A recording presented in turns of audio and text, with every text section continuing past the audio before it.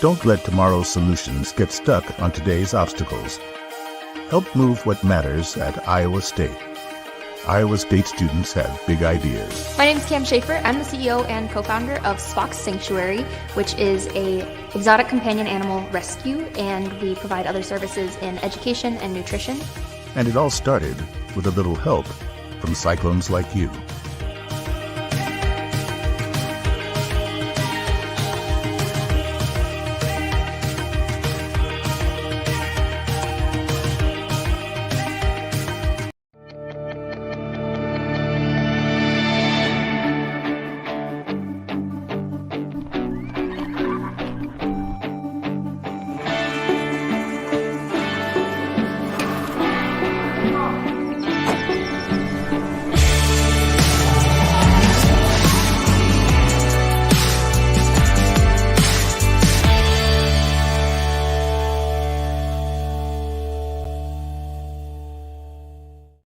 All right, what's up, clones?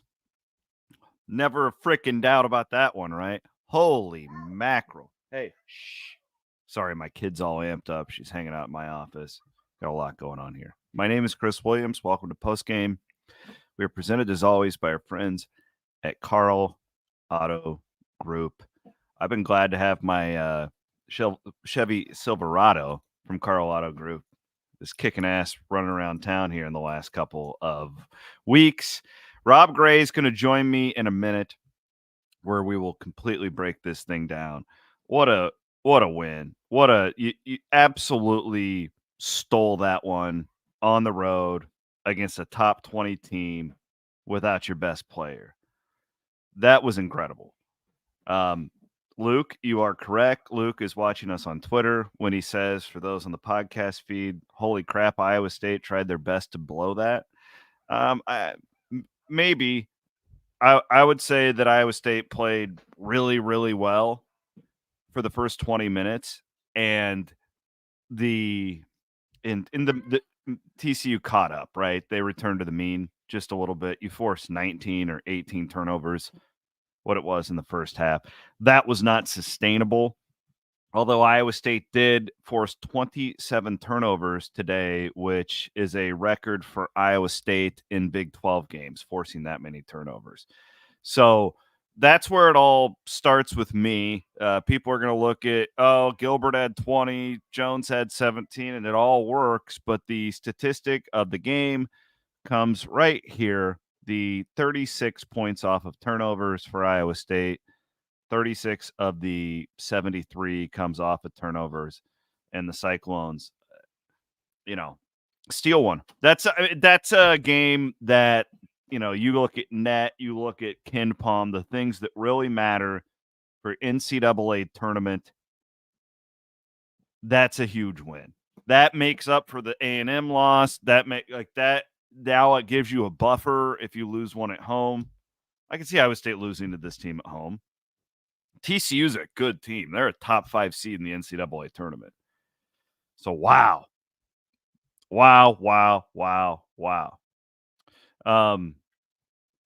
Joey makes a good point. He's watching on YouTube. He says, we do better when you don't feel good about the game. I didn't feel bad. How could you feel good not having Tame and Lipsey? If any Iowa State fan went into that game without Tame and Lipsey and was like, yeah, you know what? Feel really good about this one, then you're a liar and you're stupid. Okay. And listen, Rob Gray joined me in pregame, and we talked about it, how these teams oftentimes will galvanize when a player's out. And we thought the best case scenario today for Iowa State would be for Gilbert and Jones to really, and Pavletsky to have a opportunity to increase their roles, and they did it to a T. Rob Gray joins me right now. Holy crap, Rob. Like I said, never a doubt, my man. Never thought the Cyclones were going to blow that one, right? Yeah. Until it was 2-point game and you're missing front ends of 1-1, the bugaboo for this team throughout the season in tough games. I think it's impossible, first of all, to overstate how difficult it is to adjust to losing your best player. And especially to play that team on the road. That team's trying to get to 3-2. That team also beat Houston. and to dominate them the way they did. I mean, they needed to do it every single second that they did in order to hold off that comeback. And I've said this since the last couple of years. It's like the NBA now, man, in the Big 12. It's so good. Teams Yeah. can be down, down, down, and then boom, they hit a switch. You miss a couple shots. You all of a sudden turn it over a couple times. You don't need your free throws. They're right back in the game. I think it's a huge win for Iowa State. I think it's a huge positive, and I think people who are berating them for letting it get that close just don't understand the game, quite frankly. Yeah, I thought, Rob, right before you came on, I didn't feel like Iowa State was like horrible in the second half. I thought that it returned to the mean. Iowa State was so good in the first half defensively that you knew somebody. I don't know what it was. I don't know what the halftime line was. Somebody could have made a lot of money betting on TCU in the second half line because they're too good. Like they don't suck. This isn't Prairie View A&M. You knew Jamie Dixon, a Hall of Fame coach, was going to have that team roaring back. And that's how I view this. I don't view this like, oh man, the Cyclones just melted down. Because had they done that, it wouldn't have been that close. You know, TCU, I think they had 3 runs in that second half that were 7-0 or more, and Iowa State always responded. Yeah, and I mean, until the last one, right? And even then, they still responded, and somehow just enough free throws. Rebound. And just the thing is, it's got to be concerning. I understand for fans since missed so many front ends of 1-1. You lost at least one of those games in Orlando because you couldn't hit front ends of 1-1, maybe 2, maybe I mean not well 1. I think you were going to lose the other, but it's look, those guys were gassed. I mean, John and Eric were saying it on the radio. You take out an Iron Man, leading scorer, leading assist guy, almost your leading rebounder in Taman Lipsey. You know, I feel like a little bit prescient, by the way, to get good minutes out of Omaha Billieu in the first half. That was huge for him. That was huge for Iowa State. And I just thought maybe they might try to do it because TJ will mix things up. And those were important stretches that he came in and scored a couple buckets. So again, I think a lot of positive. The negative is not hitting the free throws. But again, TCU, like I said, is really good. And it's tough to beat Jamie Dixon in that place. And the Cyclones have been on a really good roll against them after I think TCU won 3 in a row. The Cyclones won 4. I give Otzelberger a lot of credit for his timeout usage in the second half. A lot of these coaches are so hell-bent on saving them, you know, for the Final Four. And I made the note with it was like 2:30 to play, thing had gotten within 6, and I was like, you know, like everybody, holy shit, this is getting real. And he had to burn that final timeout where, like, at that point, I go to myself, oh, man, probably should have saved a couple more for this spot. But he called him so well because he timed him out perfectly on those 7-0, 9-0 runs that TCU had put together. And the guys responded, and they were coached up, and they came out and, you know, executed. And I don't think they win that game if you're more conservative with your timeouts, I guess. I think he gets a lot of credit here, too. Yeah. And I mean, the last one, good thing you had it, right? I mean, I mean, some of that maybe, you know, you err on the side of precaution there, right? And that's what TJ did, and it worked out. Sometimes it might not. You know, you might get left with 0, and then the old Scott Drew. Yeah, exactly. What you know, and you got it inbounds, you can't get it in, like they were struggling to on one of those final ones, but they did get it in. So I mean, it's so tough to win in this league on the road against a good team. And to get that type of win against that type of team, it's really going to help. I know you're pouring over where they're at with Ken Palm and the net and all that, but this is a huge win for those factors. And now you're 3-2, just like Baylor in the Big 12. So I mean, you've weathered a lot in 5 games, and you just hope the Taman's back. Yeah, and you stole one today. Let's call it what it is. Absolutely stole one at a top 20 team without your best player. And now it gives you a buffer.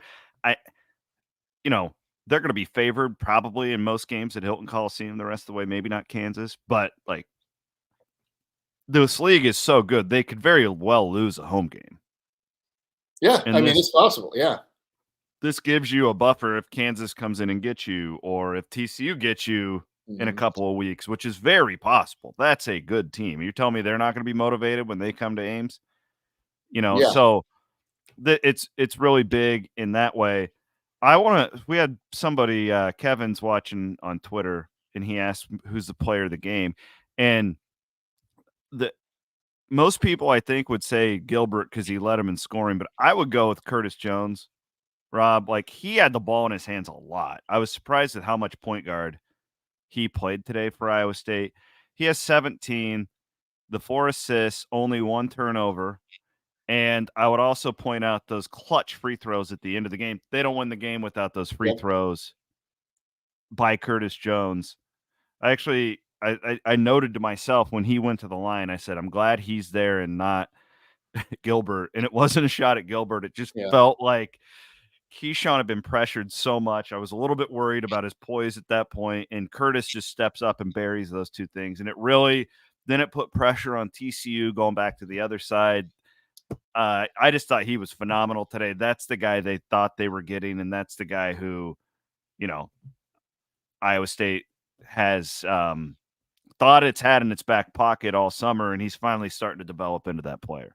Yeah, and that's toot my own horn again, but didn't I say that maybe there's an opportunity for him to let Keyshawn play off the ball a little bit, and look how poised he was. I mean, 7 steals, only Fred Hoiberg and Justice Thigpen have done that in a game for Iowa State.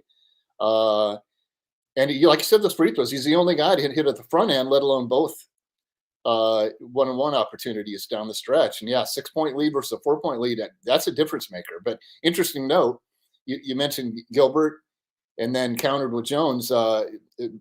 Eric and John made them co-players of the game. Oh, so we're kind of in I don't know if great minds, I don't know if we can be in their rarefied air, but I completely concur. I think Demarion Watson was incredible. That's where I was going next. Yeah. Just the offensive rebounds, the block on the 3.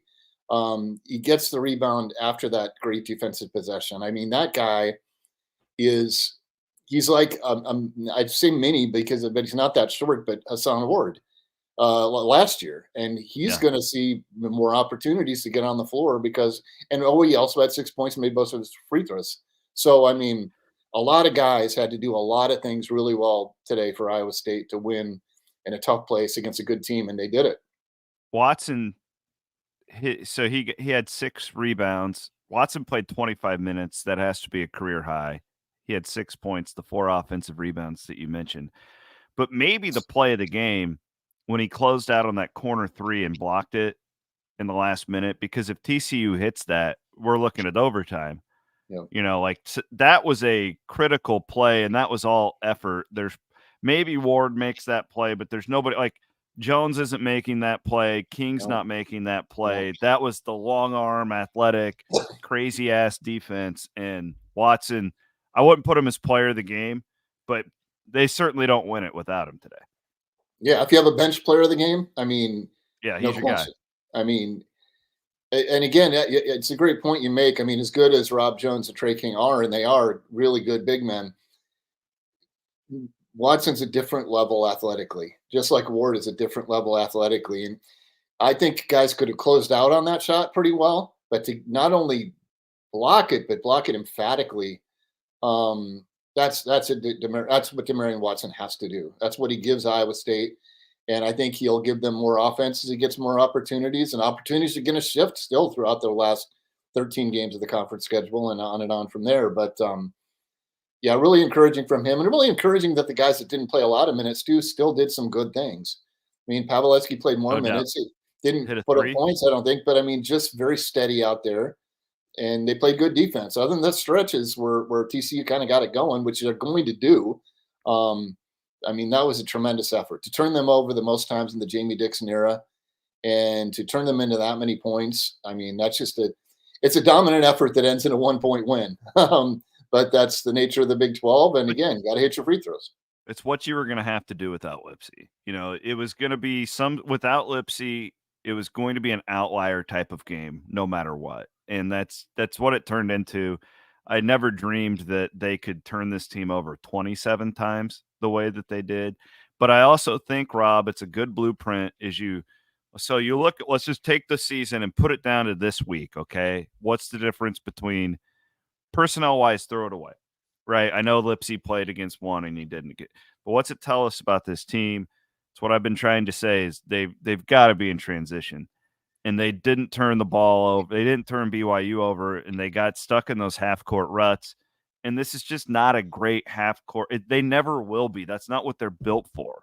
Yeah. Right. And today it was the opposite. And look what happened. You go out and score 73 on the road, and really one of the best wins in college basketball that you'll see today, going on the road for a top 20 win. So huge one that will pay dividends for going into March. That's for sure. Yeah, and again, a team that hangs its hats not only on good defense but forcing live ball turnovers. This was a masterclass in that today. And when Iowa State can do that, that leads into the transition offense that you spoke of. I mean, this team is comfortable playing fast. It's not comfortable playing slow, which is such a vast departure from the last two TJ Otzelberger teams. Where they weren't great in the half court, but they were better. There's a reason they slowed the tempo down a lot, because it was going to give them a better opportunity to lengthier possessions on both ends, not just trying to do it on the defensive end. So for whatever reason, these guys like to run and gun it a little bit. And they did shoot better from three. I think that percentage looks a little bit worse because of some of the ones they forced up when TCU was. But coming in at 21.7 and shooting, I at one point it was 32. I mean, that's 33. That's a vast improvement. And if they can do that or better most games, the rest of this conference schedule could be very intriguing. I didn't mention this, just pouring over the stats. 7 steals for my guy Curtis Jones today. Yeah. Only Fred and Justice Thigpen. Yep. He could have gotten him the one more, like getting Lipsey the one more rebound for the triple double. You said, yeah, that's huge. And then 4 by Momcilovic too. I'm just looking at steal, and he was only 4 of 11, not the best offensive day for him, but his defense has gotten a lot better in 2 weeks since they tipped off the Big 12 against Oklahoma, right? So good. They were all over him. They were all over him too defensively. It was clear that they identified him as the guy they felt they needed to take away. Yeah. And he didn't turn it over much. As you said, had the 4 steals, didn't shoot it great, but he hit some big shots still. And then you just get that great guard play, and you sneak out of Fort Worth with a win that few would have seen coming, as you mentioned early on with Taman Lipsey. Nobody saw that one coming, brother. Yeah. Maybe Cyclone Jerry. Yeah. All right, Rob, get out of here. I know you're going to go do a post-game story. We appreciate it. Thanks, brother. Absolutely. Take care, bud. All right. He's Rob Gray, covers the Cyclones for us each and every day at CycloneFanatic.com. I want to thank Carlotta Group for sponsoring post-game, Iowa State University Foundation as well. Great win. We'll be working on post-game, getting videos and all that stuff up. I know our team's already on it. Thanks to you all for tuning into post-game here on the Cyclone Fanatic social media feeds and on the Cyclone Fanatic podcast network.